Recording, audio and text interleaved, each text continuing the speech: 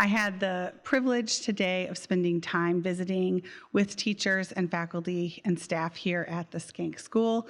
What an awesome place this is, and it was such an honor to be able to visit and learn more. So I want to thank everyone, in particular Kim Day, who's been hosting me all day long, and I really appreciate it. I want to first acknowledge that the work you're going to hear today was funded by your tax dollars through the National Institutes of Health and through the Department of Education Institute of Education Sciences. I've had the privilege with working with multiple school districts across the United States and also following children longitudinally as they're progressing from pre-K all the way to grade 12 in some studies. So I'll be sharing some of those results with you as well. These are my disclosures. What I want to highlight is that my podcast is a hobby, so thank you for listening, and I do not get paid for that. So what I want to do is start out with an example. You probably didn't realize you were going to see The Simpsons tonight during this presentation, but I give this example because I want us to think deeply about what we mean when we say reading.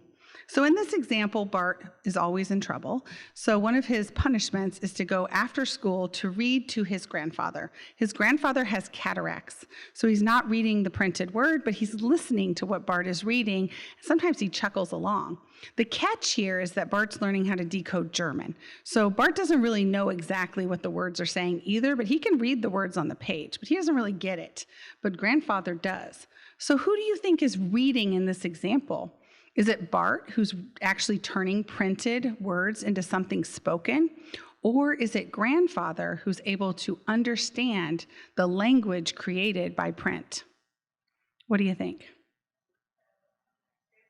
Grandfather, Bart. Who knows this is a trick question? I'm going to start off right off the bat tricking you. This is a trick question because what we know is it takes both of these skills. So what I would argue is that neither grandfather nor Bart are actually reading, because reading is the combination of both of those skills. So when I say reading, I mean reading comprehension. And there's a way to represent the complexities of reading comprehension that we call the simple view of reading. So the simple view of reading shows in multiple studies, hundreds of studies across many languages, that you can predict a child's ability to understand text if you know how well they can read words and if you know how well they can comprehend spoken language. So it takes both of those skills. So let's talk about the difference between them. So word reading is the ability to accurately translate printed letter patterns into spoken words. And that's typically assessed by having children read words either timed or untimed. So they can have all the time in the world, or they can have, be pushed on it and do it fast. Here's an example of using non-words to test a child's reading. This is actually very helpful to do because then you can get a sense of how children are reading new words. Because remember, all new words are non-words to children until they have meaning behind them.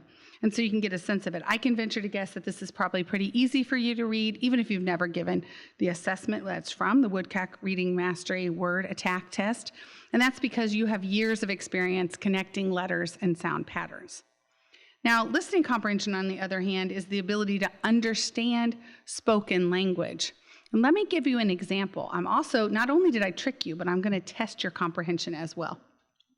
So I want you to listen carefully to this story, and I want you to be thinking about what it means, and I'm going to ask you some comprehension questions.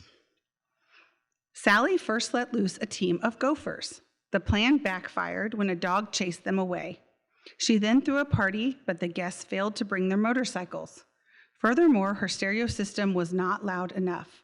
Obscene phone calls gave her some hope until the number was changed.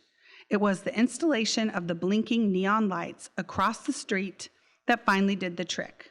Sally framed the ad from the classified section and now has it hanging on her wall. Okay, so you knew a lot of vocabulary words. I'm also venturing to guess that you knew what they were. You know what a gopher is. You know what an obscene phone call is. So let me ask you some comprehension questions. Where did Sally put the gophers? Why did Sally want the guests to bring their motorcycles? And what did that ad say? So if it's difficult for you to answer these questions, this might be what it feels like to be a poor comprehender, a child who can listen to language or maybe even read the words on a page, but has difficulty answering questions. Now, you're missing a key piece of information to be able to comprehend this passage. You're missing the background knowledge. So I'm going to give you the background knowledge, and then I'll read it to you again and see if you can answer the questions. So the background knowledge you need is the title of the passage. The title of the passage is Getting Rid of Bad Neighbors. Sally first let loose a team of gophers. The plan backfired when a dog chased them away. She then threw a party, but the guests failed to bring their motorcycles. Furthermore, her stereo system was not loud enough. Obscene phone calls gave her some hope until the number was changed. It was the installation of the blinking neon lights across the street that finally did the trick. Sally framed the ad from the classified section and now has it hanging on her wall. So now let's see if you can answer the questions when you know that the passage is about getting rid of bad neighbors. Now, I think Sally's the bad neighbor, but who's to judge here? This is just an example. Where did Sally put the gophers? In her neighbor's yard. Why did Sally want the guests to bring their motorcycles? They're loud and annoying. What did the ad say? Right? House for sale, apartment for rent. So because you had the background knowledge, you were able to answer those questions. Background knowledge is like the glue that holds together what seem to be quite separate sentences, but once you have that glue, you can make sense of it. So background knowledge is very important to comprehension, but there's several other skills that are important as well. I do like this quote, and I am coming from the Northeast, but it's a great quote because it really does describe a lot about comprehension. We hear and apprehend or comprehend only what we already half know. But let me give you another example of what's important with comprehension. Another thing we know that's important for comprehension is updating as we are listening or reading. So I'll give you another example. I'm going to read you a couple of sentences at a time, and then I'm going to ask you a question, and we'll see how accurate you are and how you're able to update as you move along. John was on his way to school. He was terribly worried about the mathematics lesson. So who is John? Who are you picturing? A student, right? So because you're picturing a student, you're pulling in a lot of background knowledge about why that student might be having difficulty, and you're even visualizing perhaps what he looks like and the anxiety on his face. Now we'll read on. He thought he might not be able to control the class again today. Okay, now who is John? He's the teacher. So you had to update your mental image of who John was. Children who have difficulty with comprehension are not good at updating. So they may hold on to the view that John is a student, and this is not going to make as much sense to them. But let's keep going. He thought it was unfair of the instructor to make him supervise the class for a second time. So now who is John? Like a student teacher, right? So now again, you're having to update your background knowledge. And not only are you updating your background knowledge, but you're suppressing irrelevant information. Now you're like suppressing everything you activated about a student, and now you're thinking about a student teacher. And now we'll read the last line. After all, it was not a normal part of the janitor's duties. And this is funny because it's unexpected. And we know children who have comprehension difficulties also have difficulties with humor for that same reason. So what do we know about the simple view based on hundreds of studies? We know that both of those components need to be considered when we're thinking about reading. So when we're thinking about reading, we can't just think about word reading, and we can't just think about comprehension. We have to think about both of those key components. We also know from longitudinal studies of looking at these contributions over time is that even though this representation shows word reading and listening comprehension equal, what we know is when we follow children over time, first off, we know they're highly correlated, so there is a connection between the two, but they are separable. And we also know that listening comprehension becomes a stronger and stronger influence over time. So I'm a speech-language pathologist by training, and as Bill so aptly stated, I study speech, language, and literacy connections. And so I'm asking the question all of the time, what's language got to do with this? And the answer is everything. And I'm going to describe how right now. Language is a complex construct that's typically described as involving form, use, and content. So let me tell you about each of those components and how they map on to the simple view of reading. So the form of language, and when you're using spoken language, is sounds. If you're doing sign language, the form is the individual hand-finger movements. So form of language is how we represent the components of language, so the form. And we call this phonology. And that's most directly related to word reading. It's not the only case, but it's very directly related to word reading, and in particular, connecting letters and sounds together. Then we have the social use or pragmatics of language. And we have the content or vocabulary and grammar or semantics, morphosyntax of language. The use and content of language is associated with listening comprehension. So language has everything to do with the components of reading, but in slightly different ways. And you may have seen this before. This is called the reading rope. It was created by Hollis Scarborough to look at the malleable components associated with each of the primary components of the simple view. So you have language comprehension, which involves background knowledge, vocabulary, language structures, verbal reasoning, literacy knowledge, among other things. And then word recognition or word reading, which involves phonological awareness, decoding, and sight word recognition. Those two come together over time to create a skilled execution that leads to reading comprehension. Now, we've used the simple view of reading to dig deeper to help us understand the individual differences we see in poor readers. Because if you've worked with poor readers, or if you're a parent of a poor reader, you know that they're not all the same. Every child is unique and individual to their reading difficulties. They have their own strengths and weaknesses. But we have used the simple view to help us subgroup the individual differences we see in poor readers. So what we've done is we take in our studies, multiple times we've done this, and many others have done this as well, is we take children who score poorly on a reading comprehension measure. And a reading comprehension measure is having children read passages and answer questions. But they have to read the passage. So unlike the getting rid of bad neighbors where I read it to you, reading comprehension involves reading text and answering questions. Sometimes you can read text and then they're asked to fill in the blank. It's just another way to test reading comprehension. So we take children who score poor on a reading comprehension measure, and then we categorize them according to the simple view of reading components, either word recognition and listening comprehension. And then we look for children who are poor in word recognition and good in listening comprehension, or poor in both, or good in word recognition and poor in listening comprehension. And this is referred to as the quadrant model. So what we found is that we have groups of children who score poor in word reading, but good in listening comprehension. And this is really your classic case of the child with dyslexia.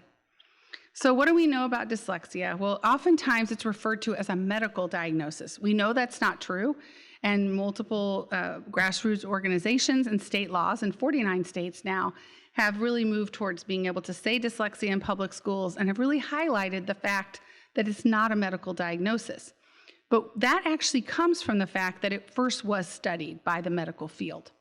So the first case of a reported case of a child with dyslexia was reported in 1896 by W. Pringle Morgan, and he reported characteristics of a young patient who had never learned to read. And let me tell you a few quotes. So what he said, this patient was his name was Percy F., and he wrote that he was a 14-year-old boy. He said he's always been a bright and intelligent boy. His great difficulty has been and is now his inability to read. In spite of this laborious and persistent training, he can only with difficulty spell out words of one syllable. I might add that the boy is bright and of average intelligence and conversation. His eyes are normal and his eyesight is good. This is from 1896. Does this sound familiar to some of the children you might know? It does. He referred to this not as dyslexia, but as word blindness. He noted it was a developmental disorder, which means that this child was likely born with a brain that made reading difficult, and he was otherwise healthy. I still think word blindness is a great way to describe dyslexia, because if you've worked with a child with dyslexia, it's one of the hallmark characteristics is they see a word and decode it, and then 2 sentences later they see the same word and they don't remember it. So they really don't remember it. So word blindness is pretty apropos, actually. But Samuel Orton, which you might recognize as the Orton-Gillingham method, he then studied word blindness in school-age children in 1925. He examined over 1,000 children in the state of Iowa, and he was looking for the prevalence rate, and he was surprised that it was much higher than he thought. He thought it would be about 1 in 1,000, but he found it was about 10% of the total school population. He noted that dyslexia was on a continuum from mild to severe, and there were no clear diagnostic boundaries, so there was a continuum of ability, and dyslexia was the low end of that continuum. He noted that he was the first to note that dyslexia is part of a larger set of developmental language disorders. So he also was the first to note that children with reading problems often had a history of language difficulties in early childhood. So this is in 1925. So now we're about 100 years later, and we have the same findings. So talk about converging evidence. So this is a definition I really like. There's many definitions for dyslexia by many different organizations. This one's by Louisa Moats in 2008. She says, dyslexia is one kind of language-based problem that can fall anywhere on the spectrum of annoyance to severe limitation. It affects more than reading, and it's usually experienced for life. It is more common than any other kind of learning disability, and it responds to expert-informed instruction, the provision of which remains our greatest challenge, and that's still the case today. So again, dyslexia, the hallmark is it's a word reading deficit. I'm going to tell you a few more facts about dyslexia, and I want you to hold those in working memory for a moment, because we're going to turn to the opposite side of the coin and talk about children with developmental language disorders, and I want to think about how they're the same and how they're different than children with dyslexia. So facts about dyslexia. What we know is a person is born with dyslexia. It persists across the lifetime. So even if they have really strong instruction and learn how to read words, we have to be careful because they're going to have difficulty with spelling and also with timed fast reading and also with some word finding difficulties. We'll talk about that in a moment. It's a brain difference that a child is born with, and that difference makes it difficult to connect letters and sounds. The prevalence is approximately 1 in 10 children. It cuts across socioeconomic status and other disorders. And there are many laws now that require early screening and intervention for dyslexia. Dyslexia is widely known to the public, although it's widely misunderstood as well. Here are a few resources, and you will have access to this PowerPoint and a handout on the Schenck School site soon in a couple of days. So you can grab these great references to learn more about dyslexia. So we also found that there was a group of children who had reading comprehension impairment, so they have difficulty understanding what they're reading, but they had good word reading. But their area of struggle was in listening comprehension, so they could read the words on the page, but they couldn't understand it, kind of like the example of getting rid of bad neighbors. We also found, and this is important to note, is that about 50% of children with dyslexia had co-occurring DLD and vice versa. So 50% of children with dyslexia had poor listening comprehension as well. So this is really the quadrants, which show that you have children with dyslexia who have poor word reading and good listening comprehension. We have the flip side, children with good word reading and poor listening comprehension, and we had a large group of children who had both. And then we have children who have good skills in both as well. So let me talk a bit about developmental language disorder. In that quadrant, it's been referred to as children who are poor comprehenders, children with a specific comprehension deficit. Let's see, what else have we referred to it? Hyperlexic-like. It's had a lot of labels over time. But I'm calling it developmental language disorder to connect to the research that shows that it starts from birth, and you can diagnose that earlier. Developmental language disorder is when a child or adult has difficulty talking or understanding language.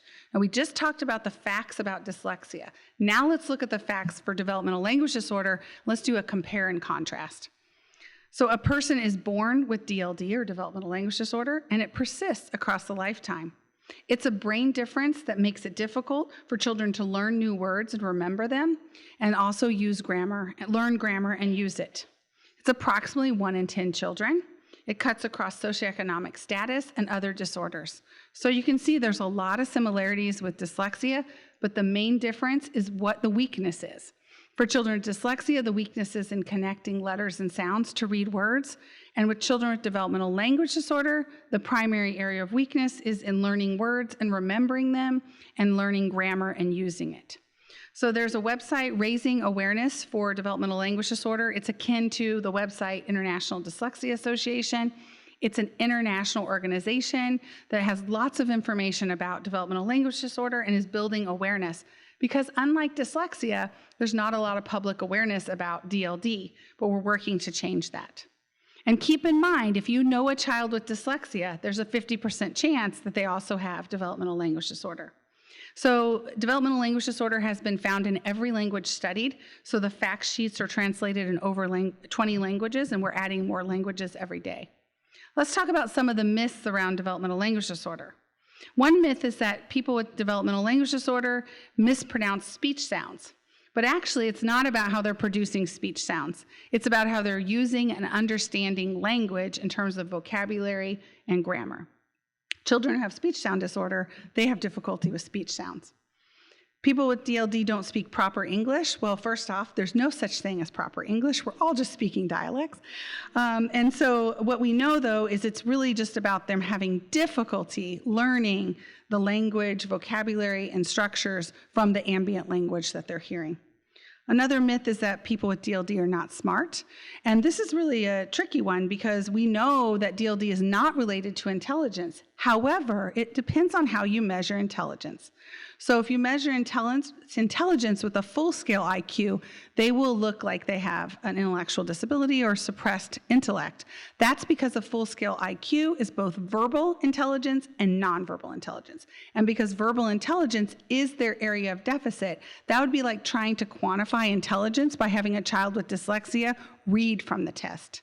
Clearly, that would underestimate their ability. So the way we measure intellect in children with DLD is looking at their nonverbal IQ. About 50% of children with DLD have average to high intellect and nonverbal IQ, and about 50% have a co-occurring intellectual disability. Another myth is that bilingualism or speaking multiple languages causes DLD. We do know it's difficult for children with DLD to learn multiple languages, but they can and they should because it connects them to their culture. Poor parenting causes DLD. This is the worst one. I work with parents. They say, if I would have talked to them more, if I would have read more books to them.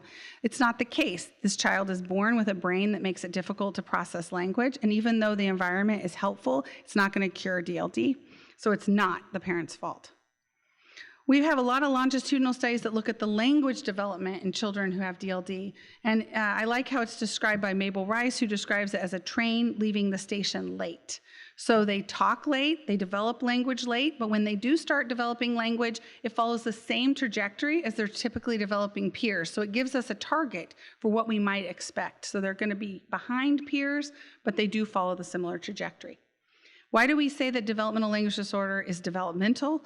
It means first that they have a brain, that they were born with this brain, but it also means that it changes over time and how it manifests. So in the toddlers, one way that DLD manifests is as being a late talker. And a late talker is defined as less than 50 words at the age 2 and no 2-word combinations. In pre-K or kindergarten, they start to develop vocabulary, they start talking, but they have immature grammar. So instead of saying he is going to the store, they might say him go store. So they have a less mature grammar. And then in the elementary school years and beyond, they have difficulty connecting sentences to tell cohesive story. They also have difficulty remembering words, so some word finding difficulties. And that's something that children with dyslexia and DLD have a lot of overlap in, is having difficulty remembering words. I'm going to show a very short video, just 2 minutes. And it's going to be 2 minutes condensing everything I've said in 30 minutes. So it's going to be a great representation for you, a little consolidating. This was just released October 14th for DLD Awareness Day, which is October. So dyslexia has the month of October, we have a day. So hoping for a month sometime, but this is released just 2 weeks ago. Developmental language disorder, or DLD for short, is a type of neurodiversity. Hold on a minute.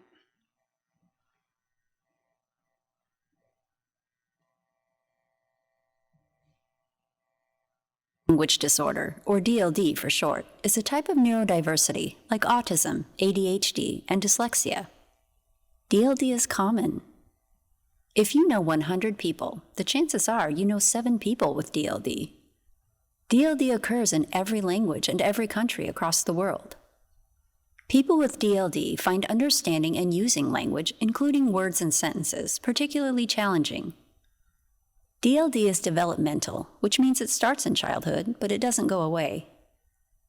As individuals grow, what DLD looks like and how it impacts changes, which means support needs to change too. It's about growing with DLD. Meet Rad. One day when Rad was 4 years old, Rad's dad noticed Rad looking a little sad when they were at a family gathering. He talked to Rad and understood that Rad wanted to play with a toy but didn't know the words. Rad's dad helped by showing Rad how to ask, "Can I play with a toy?" It's about growing with DLD. When Rad was 8 years old, the teacher noticed that Rad would often struggle, especially when working alone. She realized this was because Rad did not understand some of the instructions. They talked together and agreed that she would write important instructions on the board. It's about growing with DLD. Rad is older now and at work. The manager noticed that Rad was anxious about presenting at team meetings, so they had a short chat and created notes to help Rad organize what to say.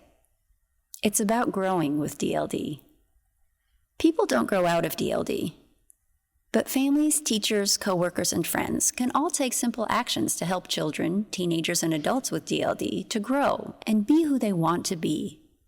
It's about growing with DLD. To find out more information about how you can help people with DLD, go to rattled.org. You can imagine a similar video for dyslexia, couldn't you? Very similar.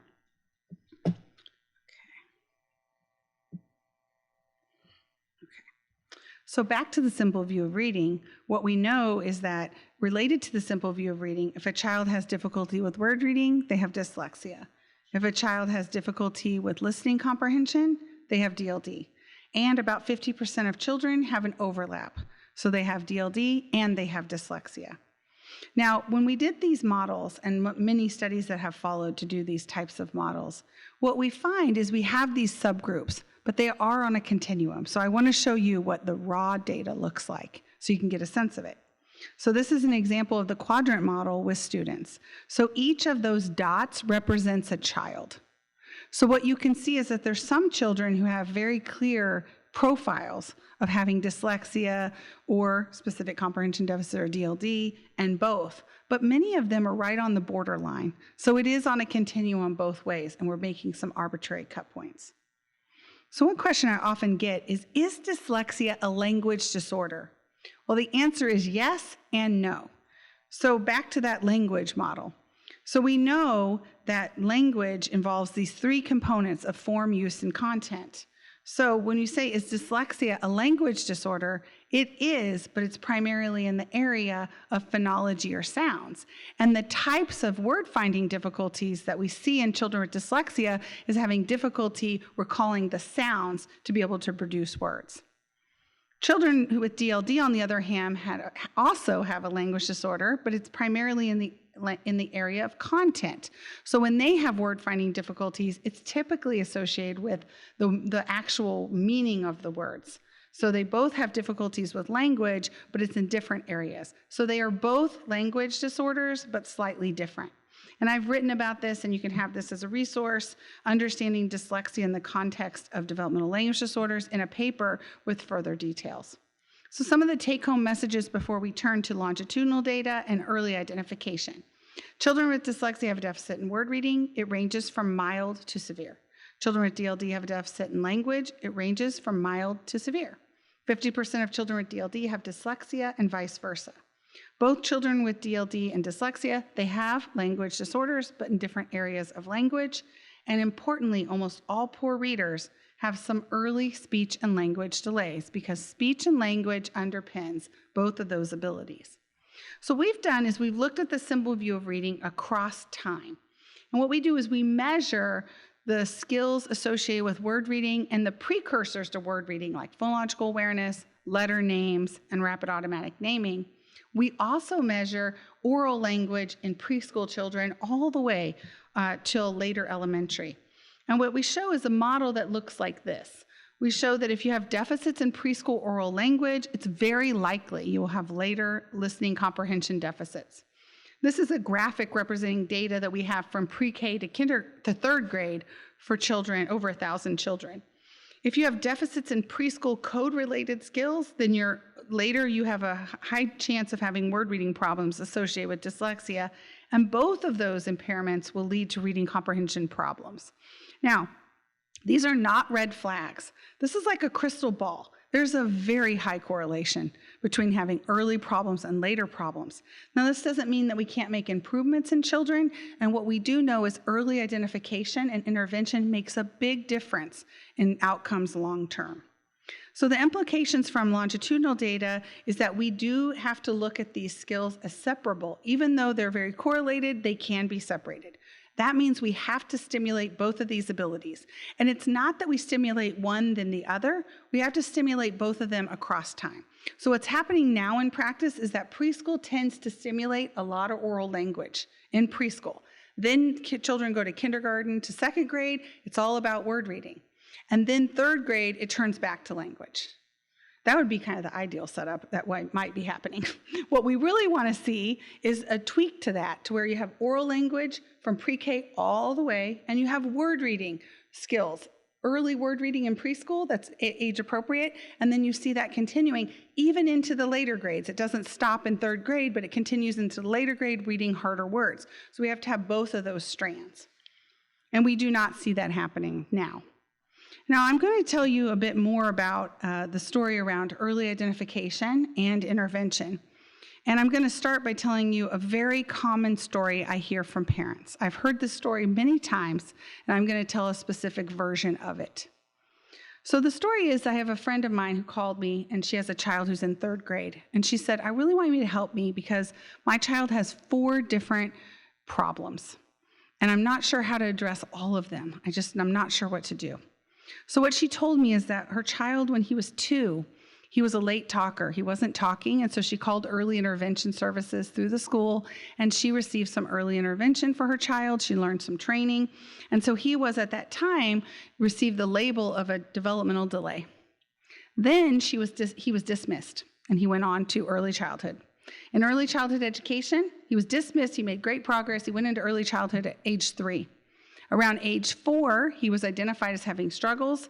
He was evaluated, and he received a label of a speech and language impairment.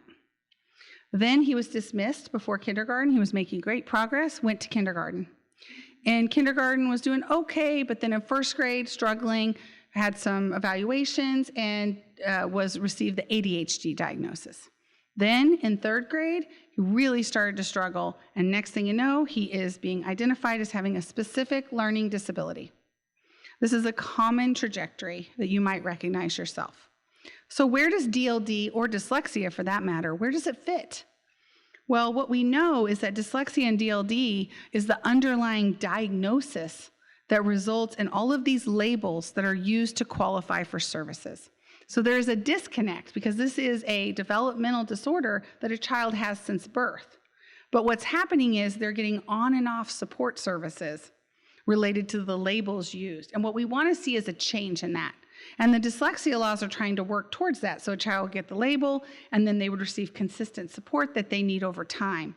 Because what shouldn't change is the label, but what should change is the type of the support the child needs. The label should stay the same. And we do have a model of this in autism.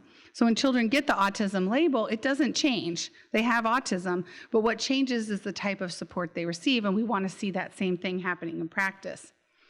But you might be wondering, in terms of early identification and intervention, why isn't DLD better known?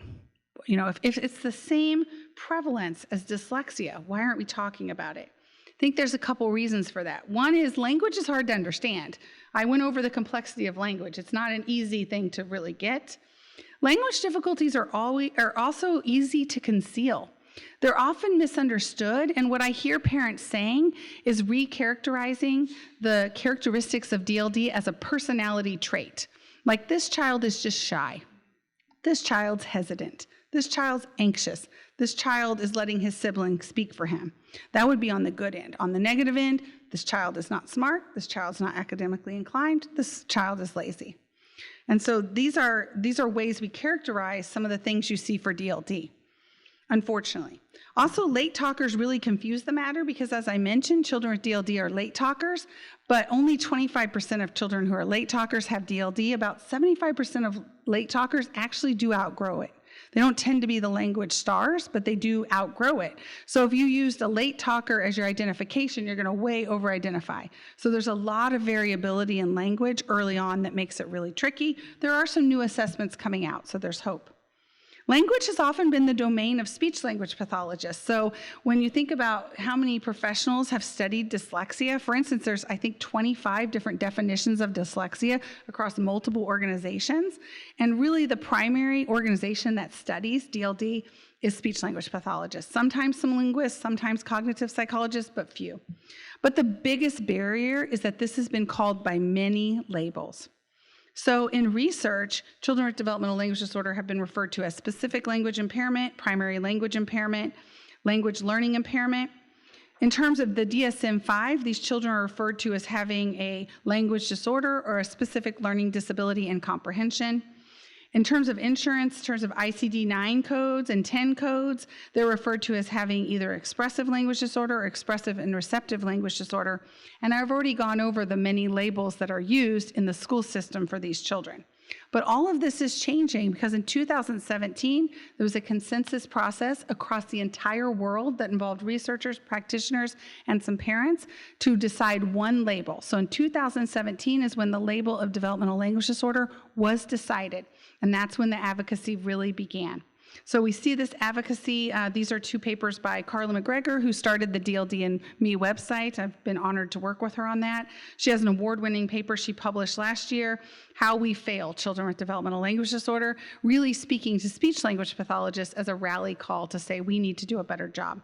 As I mentioned, I have the website DLD and Me, which is full of different little short articles for parents and educators and speech pathologists, and all educators. And we talk about different things like working memory in DLD, school achievement in DLD. The difference between DLD and autism spectrum is one of our highly cited papers. Then we also have this DLD Awareness Day I mentioned. This year it was, this year was October 14th, and we've lit up monuments all over the world. Even Niagara Falls was lit up as purple and yellow to bring awareness to DLD. I have a podcast with lots of different information about DLD, but there's still a lot of work to do. So what we know also is that DLD is woefully under-identified for many of the reasons I've mentioned. What is the percentage of children with DLD who do you think are identified as having problems in kindergarten? Do you think it's 90%, 75%, 50, or 20?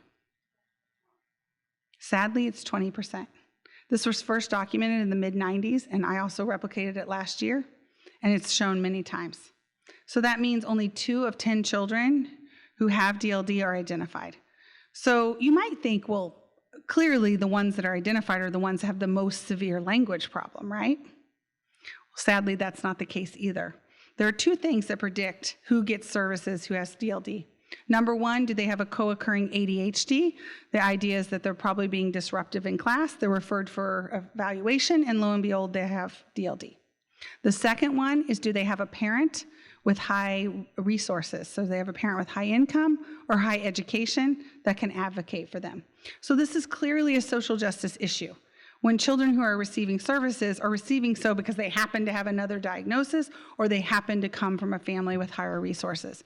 There is a way around this, and that is universal screening in schools for DLD, and that's what we're working towards. So, you might say, well, why do we really need to identify these kids early?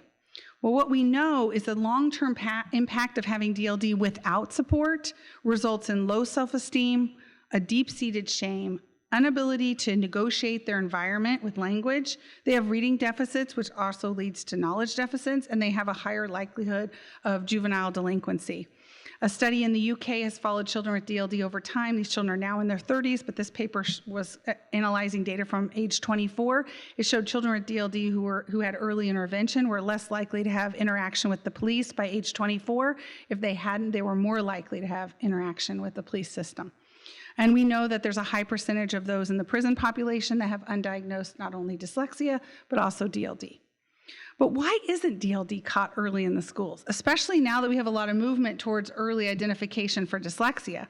Well, there's a couple reasons.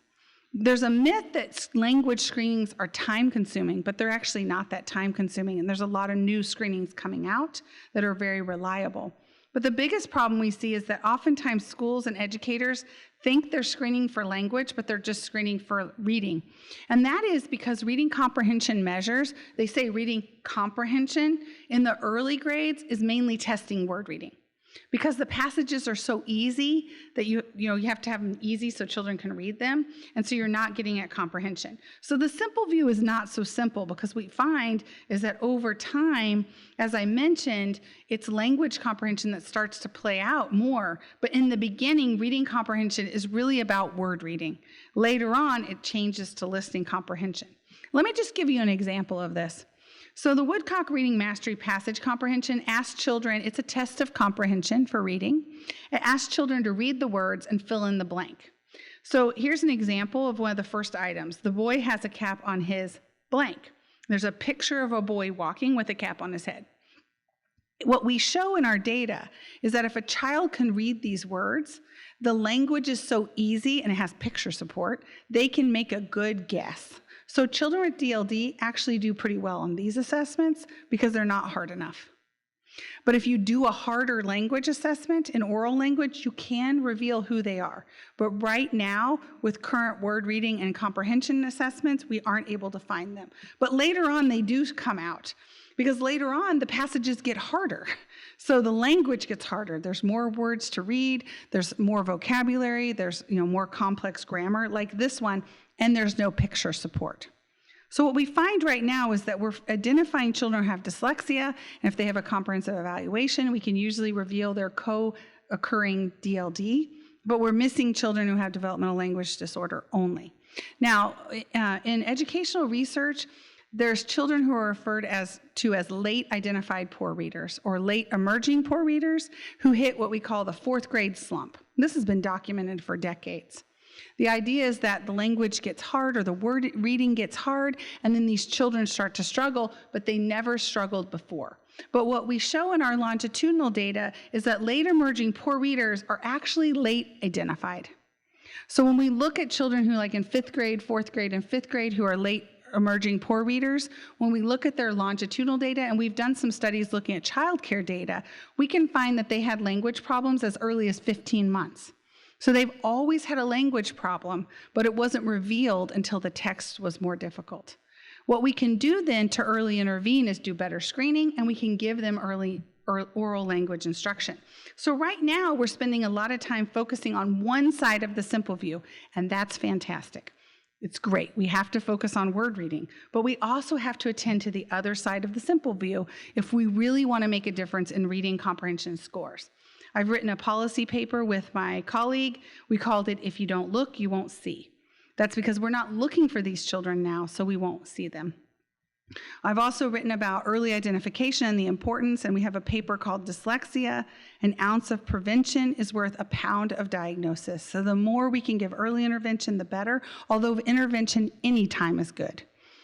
But what we know is that early on, if we do a prevention model, we have universal screening, so all children are tested for word reading and language comprehension.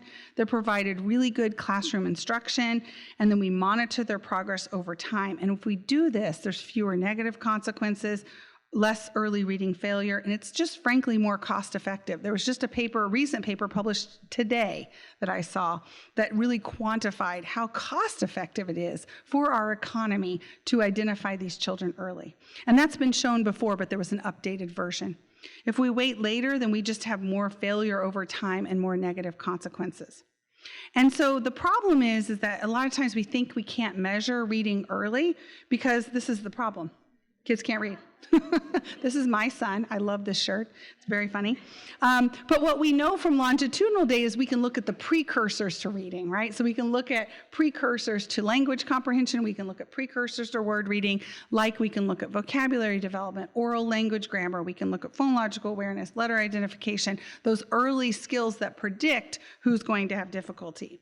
And that's typically done in this multi-tiered system of approach where children are provided really strong word reading instruction in the classroom, and then they get small group instruction if they're starting to fail, and if they need individualized instruction, they get an individualized education plan. And these have to work together seamlessly across peers and across assessment. And again, what we see is that this multiple tier support is happening with word reading, but what we want to do is make sure it's happening also with oral language. So really, instead of just having one of these tiered approaches that we have to represent in the schools, what we really need is two of these. We need one for word reading, and we need one for language comprehension.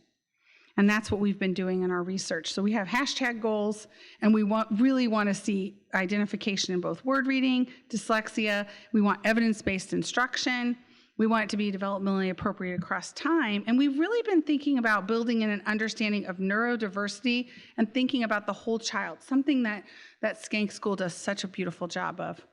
And that is, what's neurodiversity? Neurodiversity is really recognizing that we all have different variations of brain structure, and that some of our brains, because of society's expectations, we have a highly literate society, it looks like a disability. So a disability manifests when you have difficulty meeting the expectations of society. We have a very literal society, or a very literacy-based society. If we didn't, a child with dyslexia would never reveal to have dyslexia. So luckily, the society is not based on running speed, because I would have a major disability. But it's the societal expectations. But we also need to think about every child being unique. So even though I subgrouped poor readers, it makes it seem like all children with dyslexia are the same, or all children with DLD, but it's actually about a bigger picture of understanding. So what we've done is model this based on like an old school tuner, where if you change one little dial, then it changes the sound. And that's similar with children. We refer to this as a child's cognitive linguistic fingerprint. And we say fingerprint because every single child is different depending on where their dial is for each of these portions. So we quantify semantic syntax, word reading, executive functioning, speech production, nonverbal intelligence, and social skills. So what you might expect a child with DLD is they're going to have low semantic syntax, and they're going to be high in everything else. But actually, what we see is that they're variable in all the other skills as well. So it's the variability actually in the other skills that really determines their overall academic achievement. And that's what's, again, done so well here, is really quantifying the overall child's strengths and weaknesses. So children with dyslexia having word reading problems, and again, you might say, well, they just are, high in everything else. This does represent some children, but we mostly see a variability in the other skills that impact their achievement. Autism, problems in social skills, executive function represented by executive function, dial being low, and again, variability in other areas. And we know that if you're low in one dial, you tend to be low in others. So you also see there's a lot of co-occurring difficulties like having DLD and dyslexia. We also know there's a lot of children that have these subclinical skills, meaning they don't quite qualify as having dyslexia, but they're right on the border. And so they have these subclinical skills. And this is not quantifying factors like the child's grit, their resilience, their perseverance, or the types of support they have. That's going to also make a difference in their cognitive linguistic fingerprint and how that plays over time. You could even think about your own cognitive linguistic fingerprint and how it's functioned within your own context. So in the very last part of the talk I'm going to give, I can't do a talk like this without giving a little bit about how to support children with developmental language disorder. I can't tell you all this and not give you some hope, because there's lots of things you can do to support children with developmental language disorder. We've talked about it, a bit of these. We've talked about looking for it by screening and doing follow-up tests, really thinking about the label, how it differs from the diagnosis, talking about DLD. It would be my dream come true if every single one of you spoke to one person about what DLD is. That's how we're going to spread the word. And then really focusing on, acceptance of individual differences. And another big part is the high quality evidence base. So I've done a lot of work on thinking through what are ways we can help children with DLD in the classroom by providing high quality intervention. And we've found there's 5 really key components that we have, and we've created lessons around these key components. We have over 700 free lessons online, again, taxpayer dollars at work, so they're prepaid. So you can look for those. They're free online, and there's other groups that have created lessons for middle and high schoolers. The grades I've worked on is pre-K through grade 3, and we have a Spanish version in pre-kindergarten. And these lessons have been shown to be effective in a randomized control trial with over 1,800 children across 4 states. So having a quality intervention like those lessons that I mentioned are in your resources, and also having some accommodations that teachers and parents can provide. And background knowledge is key. I got to sit in on the reptile man today. He was amazing. Talk about some amazing background knowledge and multisensory experiences. Apparently a python was up here. I was told it was put away, thank goodness. And so that was really fun. So there's a picture of it. We also know that background knowledge is critical, so getting it not just from text, but audiobooks are fantastic. Neuroscientific studies of the brain have shown that listening and reading comprehension use the same brain circuits, so it's not cheating if you listen to a book on tape. It's a great way. So there's, Learning Ally, which I know you use here. There's also a program that I've consulted on a bit called ListenWise, which is more of like short, small podcasts. Again, many of them are free, 3 to 6 minutes online. And so background knowledge and getting information to children is critical, especially if they're having difficulty reading, just get it to them. And outside of school, we can talk to parents about DLD, encourage them to discuss DLD with their child so it doesn't have a stigma. This is what they have. It's a brain difference. And we can stimulate language through daily routines, so you don't have to add an extra time to do language, but you can do it in the car, you can do it during bath time, do it during feeding. And we have to have extra time for homework because they really do need extra time there. So I'm going to end now. I'm right at my time, and I just want to highlight a few resources that are available they'll be available in the PowerPoint, be available in the resource handout. I was part of this Reading for Understanding initiative, so we go over the key findings. I've been part of this Reading League Science of Reading Defining Guide, which includes the quadrant model and stimulating language. I mentioned these access to lessons that are available, 30-minute lessons. So there's over 700 of them in fiction and nonfiction, middle and high school lessons. A new campaign, Knowledge Matters, gives you some resources. And I've been involved in the Massachusetts Literacy Initiative, and they have really great resources on their website as well. This is only touching on a few. There's even more out there, and I have them listed in your handout. So that's a lot of information. I'm going to stop now and say thank you, and thank you for truly changing the world one child at a time. Thank you. Thank you.